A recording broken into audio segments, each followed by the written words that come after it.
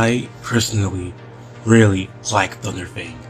I like him so much that I have him right up there. Hold on, let's just adjust this. Yes, there, up a little, there we go. There he is. You see him? Yep, right there.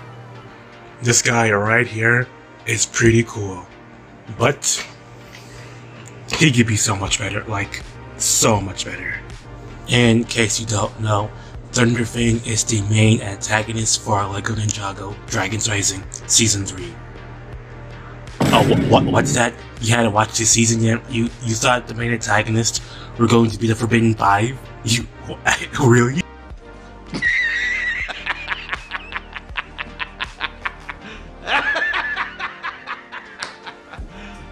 You serious? What could have possibly made you think that? Their build-up since the second episode of Season 2? Come on. I mean, I don't know why you even brought them up in the first place. This is about ThunderFang. Let's get back on topic, shall we? Anyways, back on topic. As I mentioned, yeah, I think ThunderFang is a pretty cool villain. But that's kind of unfortunately predominantly in concept. Again, if you haven't seen the season yet, he was a top dog player in the war between Oni and Dragon, which if you haven't seen Season 9, is a war between Oni and Dragon in the first realm. He was absolutely clapping Oni and did so good, he was like, you know what, I think I deserve to be a Source Dragon. Let me go hit them up and ask. They declined, so we got mad. He went to go attack the City of Temples, which honors them, got rolled by the Arc Dragon, and was in prison for at least over a day. And that's pretty much all revealed in the first scene of the first episode. So, you know, starting off, that's already very cool. I mean, his design, of course, is spectacular in my opinion, one of the best looking dragons. I love the way his wings are visualized, like the purple storms and swirls inside of it. Also, 6 eyes. I don't think we've gotten a 6-eyed dragon before, so that's something new and cool. Also new and cool, he's bipedal, which means on 2 limbs instead of 4. It's also super interesting to hear about the concept of wanting to become a Source Dragon. I mean, we haven't really heard any dragons previously talk about that. Did, what's his name, Eagles care about becoming a Source Dragon? Did Rontu? How about Ryu? We never really heard anything about that before, so to hear it now and to hear that it may be possible to apply to become one is super interesting. I don't think it's possible because I'm pretty sure Doc Wyatt, one of the main writers, confirmed that you can't. I think he confirmed that, but yeah, it's still an interesting concept. Another interesting concept about him is soul sucking. I don't think we've ever seen actual soul sucking prior to this season. I think the Howlers were soul suckers, but we didn't really see that happen. The Howlers will hunt you to the ends of the known realms and beyond. They never stop until they drain the energy of those who've been cursed and all the living things they're with. So, yeah. He's powered by the souls of Oni, because I don't think I also mentioned either, but he gets his powers from sucking souls. There's just so much cool stuff surrounding him, both conceptually and visually. But what about his character? What does he actually do? What does he say? Well, unfortunately, that's where the problems arise. For about 9 episodes of part 1, he kinda just sits in his prison and yaps. All he really seemingly does is talk about Source Dragons, Forbidden 5, find the blades, play the clip. Find the blades, set me free. And yes, you are We don't really get much insight into his character besides one pretty nice line for the first scene where we actually hear him talk, and it's with the Forbidden 5. It's this one. You have been defeated, humiliated, so have I. You crave more power to crush your enemies, so do I. And I think it could have been a much more interesting line if, it felt like he genuinely meant it, but I dropped it like a piece. But as we saw by episode 9, like strictly talking about part 1 for the moment here, there's 10 whole episodes, and the majority of this guy's dialogue is just, I hate the source dragons. We don't really get much into his actual character, what he wants in life other than source dragons, because like there has to be more to him, right? I mean, there has to be. And speaking about, you know, going more into his good line with the Forbidden Five, he doesn't really have any connections with any character. He's just kind of his own little entity. His dialogue with the Forbidden Five is either play the clip yet again,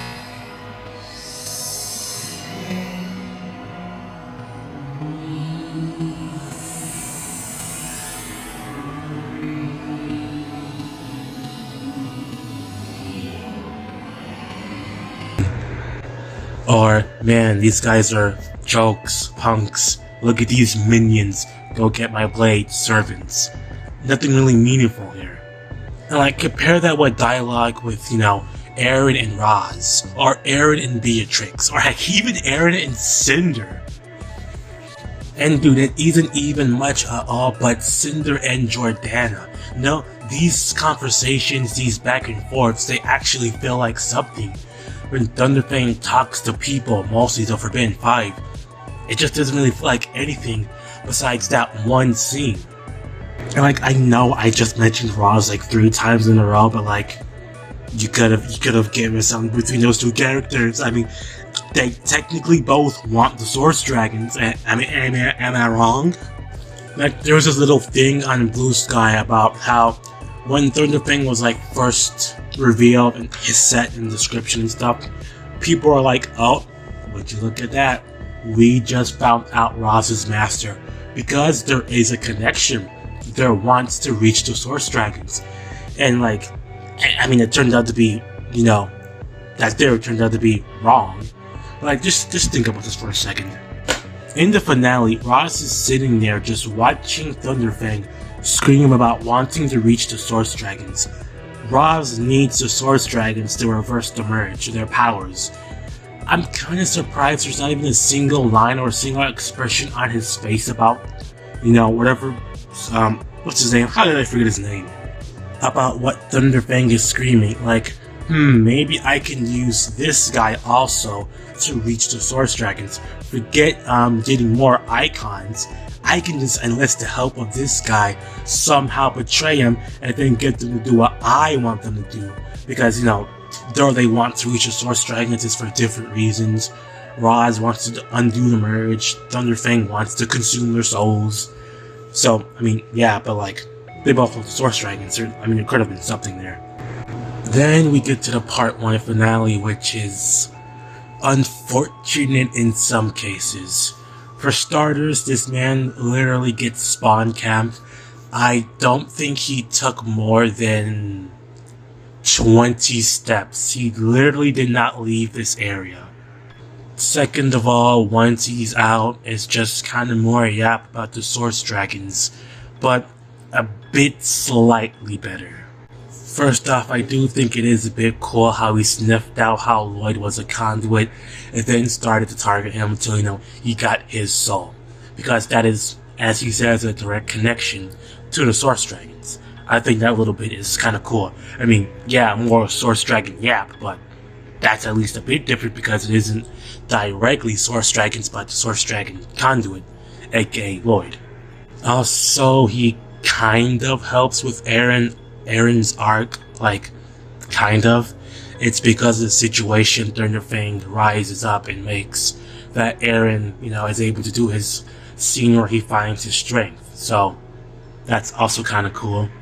But it leads to a trope I don't like where this seemingly ultimate, huge, big bad is defeated by a little tiny, seemingly irrelevant piece of nothing.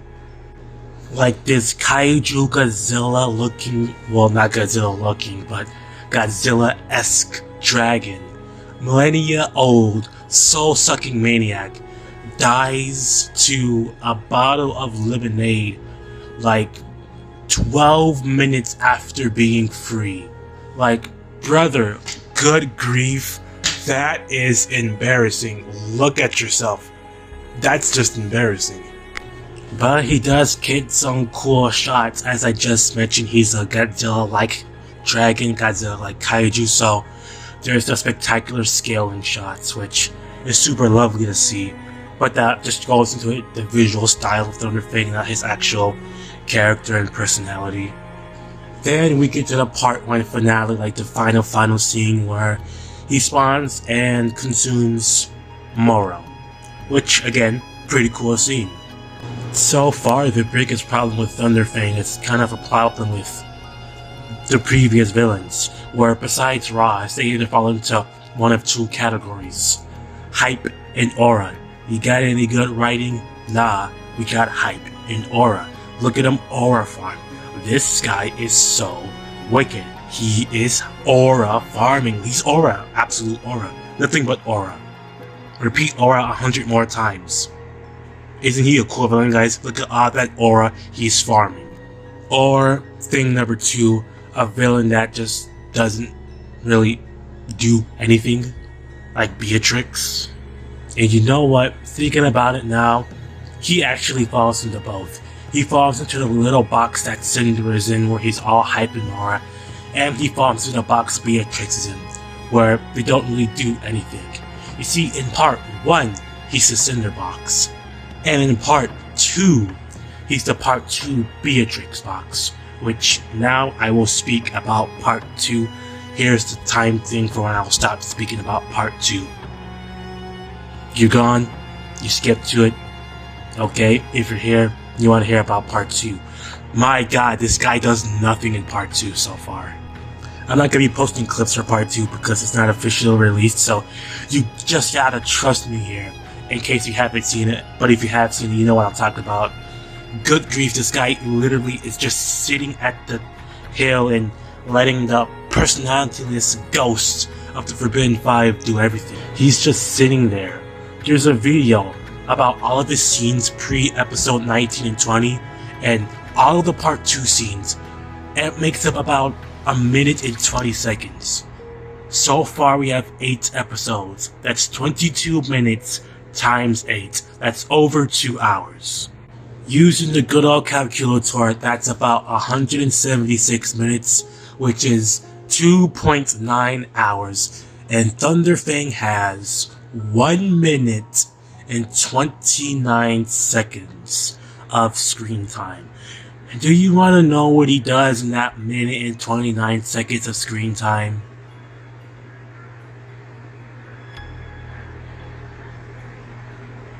You sure know you watched the episodes. It's Source Dragons. More Source Dragon talk. Why would it not be anything but Source Dragons?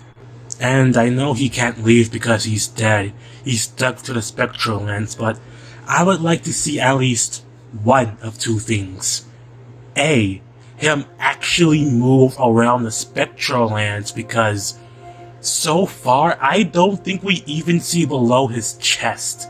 Like, I think he's been sitting up at that hill just standing still and only moving whenever he laughs. So like, actually seeing him walk around, actually seeing the full model, that would at least be something as he talks about the Source Dragons for the 100th time. Or two, wow, I know this is crazy. I know we're venturing off to possibly impossible territory here, but make him talk about something other than the Source Dragons. He kinda someone does this in 2 lines where he talks about Imperium being a big city fully populated with knocked fails to bring souls. And then he does it again when he speaks about the Arc Dragon, the focus. And that's, I think, about it. I'm not gonna rewatch the episodes till they come out officially, but yeah, that's all I really remember. Right now, ThunderFang just feels like a potential dragon to me. You know, we haven't seen the last 2 episodes yet. He's gonna pop off. Those last 2 episodes, that's where the meat and potatoes will come into play. He's all hype, all aura. if, when, but never is. 0 steps taken, especially in the spectral lands. Oh my god, dude, please move. 0 on-screen fights won. Lost the flashback against the Archdragon, lost to the Ninja, and would you look at that, 7 cosmic frauds to yap about. Source Dragons and 7 cosmic frauds. And I'm gonna play into this potential dragon meme here because I gotta admit it, I'm on cope. I fully am on cope for that first little bit I mentioned. I'm on cope that something crazy will happen for this character in the final 2 episodes. What could it be? Man, I don't know. I had to stop to get some water because right now I'm about to yap for a bit. I'm about to get into a fanfic type scenario here for what I would hope happens, or what I mean, lowball chance actually happens, what I really wish did happen for the final 2 episodes. Again, I'm playing it to the potential dragon meme, but you got just hear me out here. So the ninja are on their way, about to free the Archdragon. They free the Archdragon, hopefully in the middle or beginning of episode 19, because I don't want a crystallized situation here where the ultimate form barely gets to appear. I'm talking about only Lloyd here, you know, where the ultimate counter to the big bad appears in the actual last episode. I want to see it in at least the penultimate episode and the ultimate episode, so at least the middle. If it's like the cliffhanger to episode 19, I think that would be unfortunate because this man's gonna get beaten again in 12 minutes. Anyway, so then the Archdragon arrives and they see ThunderFang. They both kind of just stare at each other for a bit. ThunderFang growls angrily. He says something amongst the lines of, "Do you see how much of a pawn you are? You are out in a dormant sleep, unable to live, unable to do anything, only able to come back to the living, only able to be active once the Source Dragons need you to be their pawn, need you to beat me. ThunderFang, down there please." Oh, hi there. I know I said him yapping about the Source Dragons is kind of a bad thing and a flaw for the character, but I think another point to why I don't like it is it's kind of uninteresting and mostly boils down to, you know, I hate the Source Dragons. But I think something more interesting amongst this, again, this is fanfiction here, so please bear with me. You see, the Source Dragons, they never get into mortal affairs unless it has to do with them. They do not care about me, they don't care about you, they don't care about us. They're selfish. That's why they denied me. That's why they didn't care for you. That's why you're only here to stop me, save them. Because again, you're a pawn.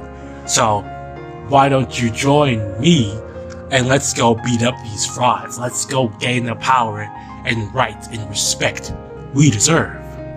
You may be my enemy, but that was not a choice of yours. It was a choice of their own. They made you their champion to come and defeat me. Otherwise, you would mean nothing to them, just as I mean nothing. I fought their wars, won the battle, and I don't get respect. Obviously, he's wrong here because he's ThunderFang, he's a psychopath, but that's just a little bit of something to add to his character. You see, remember the talk earlier he had with the Forbidden Five? He goes amongst the line of, "You've been defeated, humiliated, so have I." What if in this, in these last 2 episodes, he recontextualizes that line? Defeated and humiliated, not by the Archdragon, but by the Source Dragons. What if we turn this need to be a Source Dragon into a need to be, I don't know, something better, to feel competent, to feel something? Again, I don't know, I'm just spitballing here off the top of my head. What I'm basically saying and what I'm basically asking for here is something deeper for the character. He can, you know, if you want to make him yap about the Source Dragons even more, go ahead, but add more layers to it, make it more deeper, more personal, make it mean something even more for ThunderFang. Because this guy right here, ThunderFang, he has the sauce, he has the potential to be extraordinarily spectacular. There are already so many aspects of the character that's just fantastic. Design, voice acting, concept. There's so much to him. There's so many great things about him besides the actual character itself. Hey, hello dog, chill. I was literally just gassing up. Let's chill out here for a second. Let's chill. But anyways, that's kind of all I have to say about him for the minutes. I really do hope he just somehow pops off in the last 2 episodes. Potential dragon, yes, I know. I just made a picture, so obviously it's a bit inspired about what I think about the character and what I kind of want to happen and stuff like that. You know, it's yeah. So really, I mean, that's about all I have to say for this one. Again, ThunderFang, please lock in for the last 2 episodes, and please actually get to move around. I really want to see the full model because your spectral form looks very cool from the chest up, because that's all we've gotten to see so far. So yeah, ThunderFang, get down here and wave, say goodbye to the audience. Oh my god, yeah, say goodbye. ThunderFang says bye. I say bye. See ya.